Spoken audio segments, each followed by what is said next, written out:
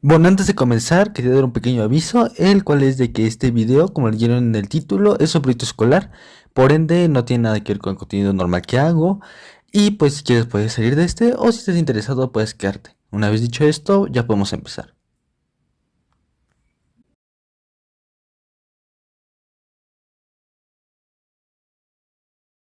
México es uno de los países con las historias más interesantes del mundo, y el día de hoy nos vamos a enfocar en un capítulo en específico, el México por revolucionario y varios eventos que siguieron después de este. Antes de nada quiero decir que el propósito de este documental es explicar qué es el México por revolucionario, analizar varios eventos y sucesos que ocurrieron durante este y en los años posteriores, y analizar cómo estos han tenido un impacto hasta la actualidad, así como las causas que dieron origen a este evento, y reflexionar un poco sobre cómo estos eventos han moldeado nuestra identidad como mexicanos.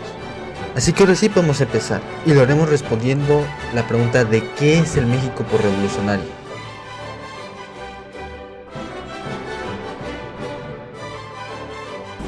El México revolucionario fue la etapa histórica que comenzó después de la Revolución Mexicana, aproximadamente después de 1920, cuando el país buscó reconstruir y alcanzar estabilidad política, económica, social.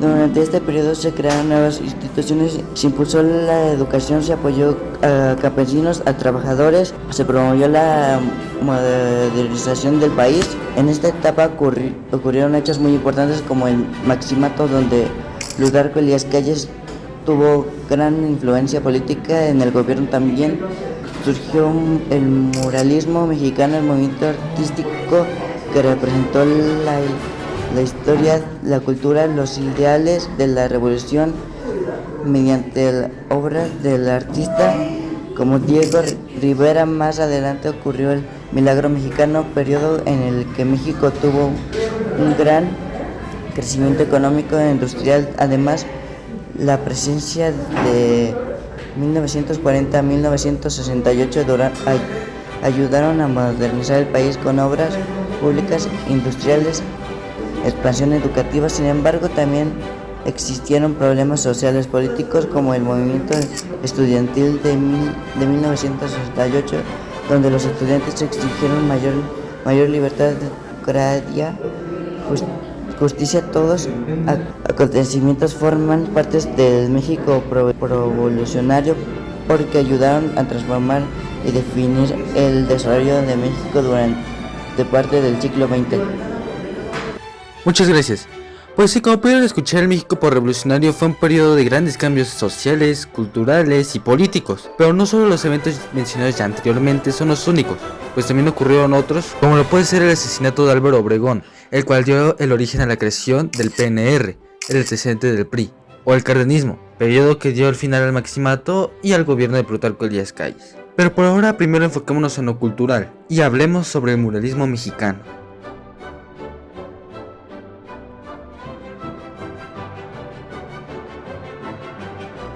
Hoy hablamos de una de las expresiones artísticas más importantes e identificables de nuestro país, el muralismo mexicano. Pero, ¿qué es exactamente el muralismo mexicano? Este se define como una corriente artística que consiste en pintar obras de gran tamaño directamente sobre muros, paredes o techos, formando parte integral del espacio. A diferencia de otras formas de arte, se exhiben en museos o galerías. Es arte público creado para estar a la vista de todos, con un propósito principalmente educativo, social y político. Esta corriente surgió en México a principios del siglo XX, con el objetivo de construir y fortalecer nuestra identidad nacional. Artistas como Diego Rivera, David Alfaro Siqueiros, José Clemente Orozco transformaron edificios públicos y escuelas en espacios de expresión. Sus obras muestran desde las raíces prehispánicas de México, pasando por los hechos históricos hasta la realidad social y los problemas que nos han acompañado a lo largo del tiempo. Lo más destacado es que rompió con la idea de que el arte era para unos pocos. Al estar en espacios accesibles, buscó educar, concientizar, unir a las personas bajo una misma visión de nación. A lo largo de los años, esta tradición ha continuado y hoy en día nuevos creadores siguen pintando murales que cuentan nuestra historia y dialogan con los retos del presente. Es sin duda un patrimonio cultural que nos representa y nos enorgullece como mexicanos. Pero respecto a nuestro tema principal, el muralismo mexicano fue parte de México post-revolucionario porque surgió desde la Revolución Mexicana para representar la idea de lucha y cambios sociales del país a través de los murales. Se buscaba educar al pueblo, fortalecer a la idea nacional y mostrar la historia y cultura de México. Además de que el gobierno apoyó este movimiento artístico con una forma de unir a la sociedad desde los conflictos revolucionarios. Bueno, muchas gracias. Pues como acabamos de ver, el muralismo fue un evento que jugó un papel bastante importante durante el México revolucionario. Pero por ahora dejemos lo cultural de un lado y pasemos a lo político. En este caso vamos a ver las presidencias desde 1940 a 1968. Así que adelante.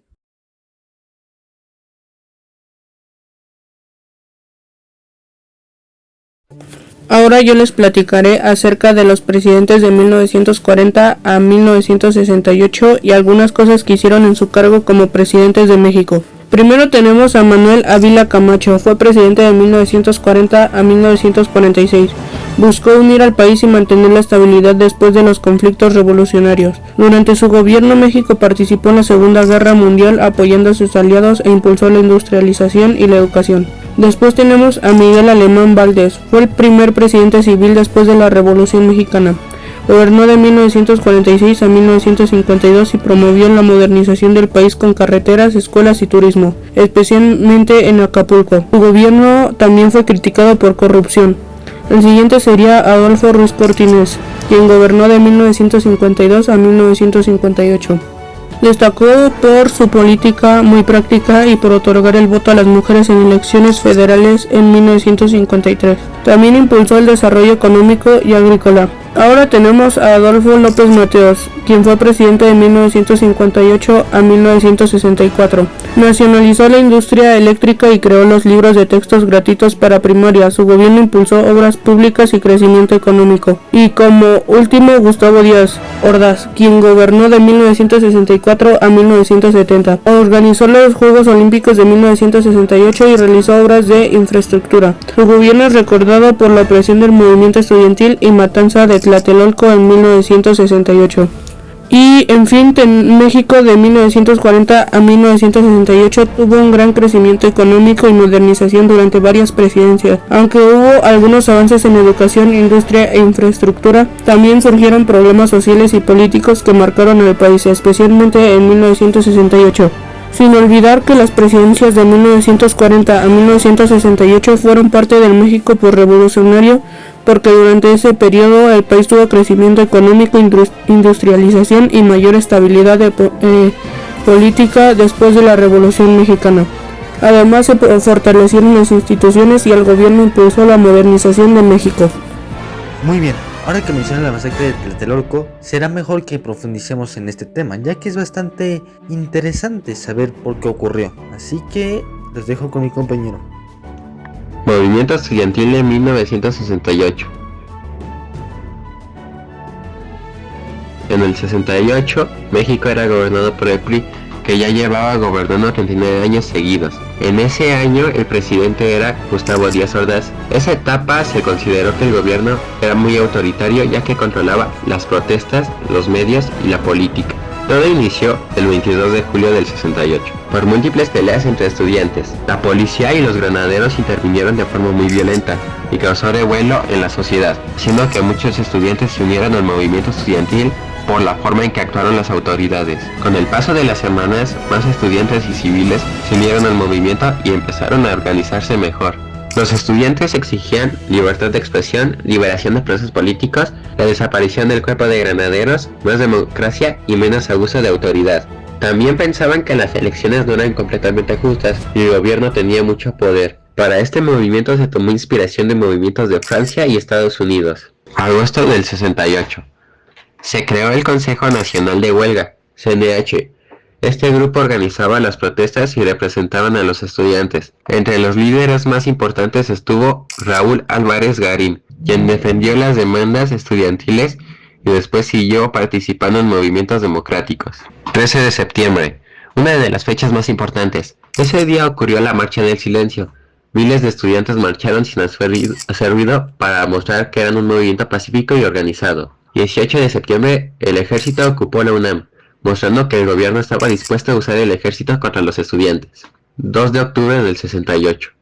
Ese día ocurrió la masacre de Tlatelolco, en la Plaza de las Tres Culturas. Durante una manifestación, el ejército y fuerzas del gobierno dispararon a estudiantes y civiles. Murieron muchas personas, pero otras fueron detenidas o desaparecidas. Al día de hoy no se saben cuántas víctimas fueron exactamente. Aunque han pasado muchos años, México no ha olvidado el 2 de octubre, en donde recordaremos que el movimiento estudiantil del 68 fue parte del México post-revolucionario porque mostró los problemas políticos y sociales. Los problemas que existían en el país después de muchos años de gobierno controlados por un solo partido. Los estudiantes exigían más libertades, democracia y justicia, marcando un momento importante en la historia de México. Muy bien, una vez dicho esto, es mi turno y yo les voy a hablar sobre el milagro mexicano. El milagro mexicano fue un periodo que duró 3 décadas, específicamente desde 1940 a 1970, durante un total de 5 mandatos, iniciando con el de Ávila Camacho y terminando con el de Gustavo Díaz Ordaz. Durante este periodo, México sufrió de una gran industrialización y de modernización, que ocasionó un aumento en la economía y en las vacantes laborales. Es precisamente este boom en los puestos de trabajo lo que llevó a la creación de organismos como el Instituto Mexicano del Seguro Social y el Instituto de Seguridad y Servicios Sociales de los Trabajadores del Estado. También otra cosa es que con todo este boom económico los salarios aumentaron y el gobierno pudo empezar a invertir en infraestructura como la electricidad o en los puertos, así como la modernización de los planteles e instalaciones educativas y en la industria petrolera. Uno de los factores más importantes que hicieron que el milagro mexicano ocurriera es la Segunda Guerra Mundial, debido a la gran instabilidad en los mercados gracias a los conflictos en Europa, por lo que México pasó de ser una nación que solo exportaba materias primas y empezó a industrializarse, invirtiendo en fábricas para empezar a exportar productos manufacturados, ya que las industrias de países como Estados Unidos, Japón y Alemania y gran parte de Europa estaban arruinadas o se estaban enfocando completamente en la guerra, y México usó esta oportunidad para poder empezar a manufacturar y exportar sus propios productos, para intentar satisfacer la demanda del mercado global. Y es precisamente esta rápida industrialización y la entrada de México al mercado global lo que hizo que varias gente empezara a invertir en México, lo que a su vez permitía que la economía mexicana creciera aún más de lo que ya estaba creciendo por todo este boom industrial, el cual a su vez permitió mejorar los sectores de carreteras, ferrocarriles, electricidad, puertos, como ya había mencionado anteriormente, y a su vez los trabajadores fueron protegidos por instituciones que ya mencionamos anteriormente, el IMSS y el ISSSTE. Y bueno, en resumen, el milagro mexicano fue uno de los mejores periodos para la historia de México, con una rápida industrialización y modernización, además de que por fin se podía considerar a México como un lugar viable para invertir, además de la creación de instituciones que siguen vigentes hasta el día de hoy y de inversión en infraestructura que permitieron que el país pudiera progresar. Y ya para finalizar, pasemos con el maximato.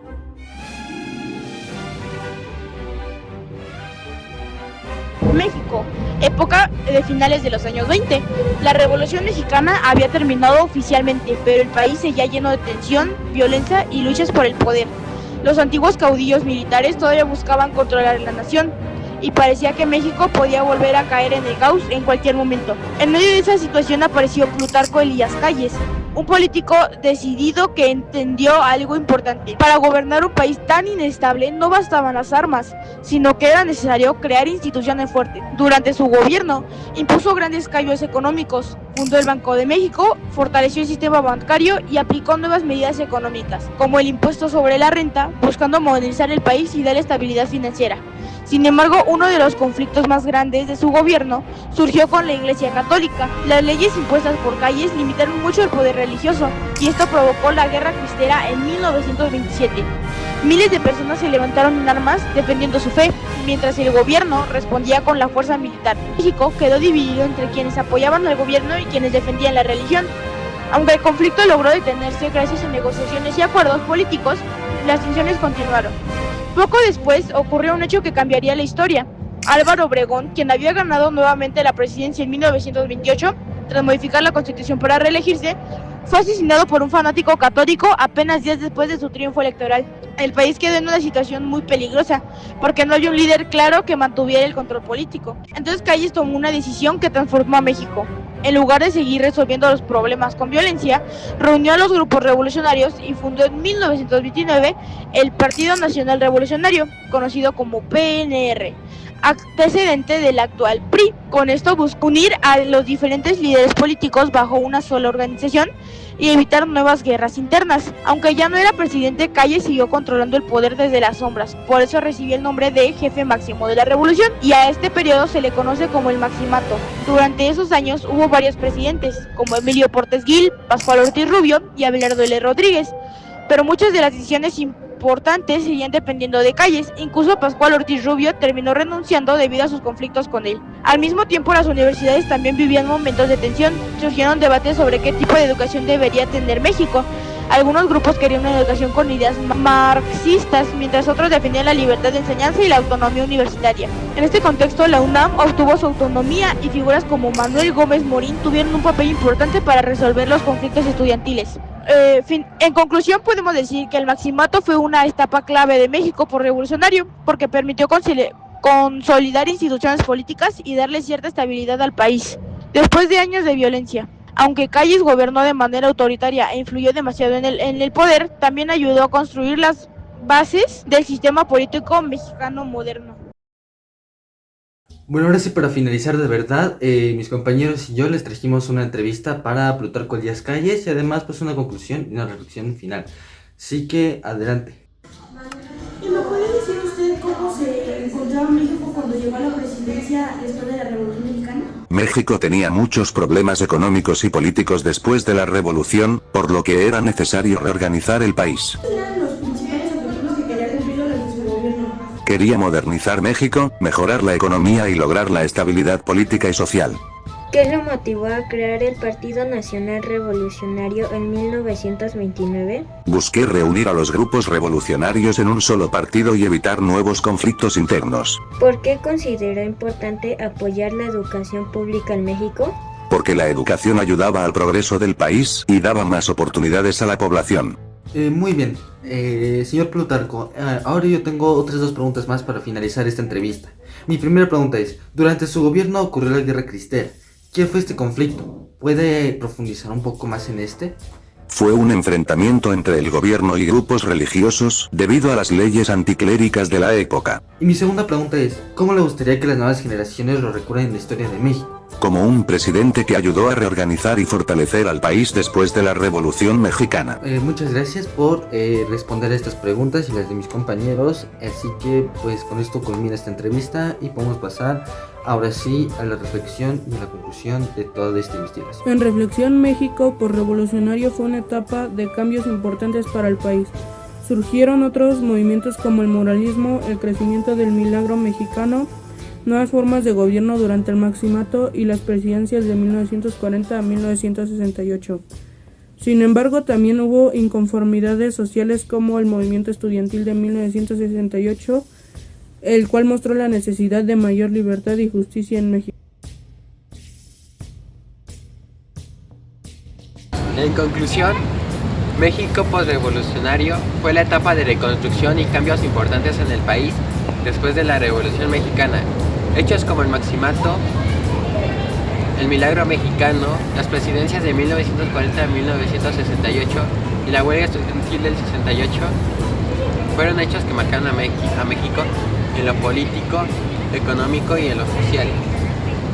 El muralismo fue la forma de expresar la cultura y la historia de México a través del arte. Todo esto ayudó al desarrollo y modernización del país.